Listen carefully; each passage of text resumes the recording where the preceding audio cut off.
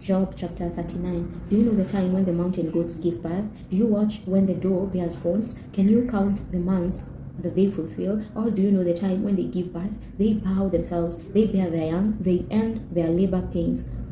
Their young ones become strong, they grow up in the open field, they go out and don't return again. Who has set the wild donkey free, or who has loosened the bonds of the swift donkey? Whose home I have made the wilderness, and the salt land his dwelling place? He scorns the tumult of the city, neither does he hear the shouting of the driver. The range of the mountains is his pasture, he searches after every green thing. Will the wild ox be content to serve you, or will he stay by your feeding trough?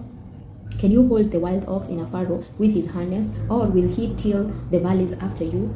Will you trust him because his strength is great, or will you leave to him your labor? Will you confide in him that he will bring home your seed and gather the grain of your threshing floor? The wings of the ostrich wave proudly, but are they the feathers and plumage of love? For she leaves her eggs on the earth, warms them in the dust, and forgets that the foot may crush them, or that the wild animal may trample them. She deals harshly with her young ones as if they were not hers. Though her labor is in vain, she is without fear. Because God has deprived her of wisdom, neither has he imparted to her understanding. When she lifts up herself on high, she scorns the horse and his rider. Have you given the horse might? Have you clothed his neck with a quivering mane? Have you made him to leap as a locust? The glory of his snorting is awesome. He pulls in the valley and rejoices in his strength. He goes out to meet the armed man. He mocks at fear and is not dismayed, neither does he turn back from the sword. The quiver rattles against him, the flashing spear and the javelin. He eats up the ground with fierceness and rage, neither does he stand still at the sound of the trumpet. As often as the trumpet sounds, he snorts. Aha, he smells the battle afar off,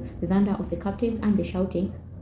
Is it by your wisdom that the hawk soars and stretches her wings towards the south? Is it at your command that the eagle mounts up and makes his nest on high? On the cliff he dwells and makes his home, on the point of the cliff and the stronghold. From there he spies out the prey, his eyes see it afar off. His young ones also suck up blood. Where the slain are, there he is. Amen.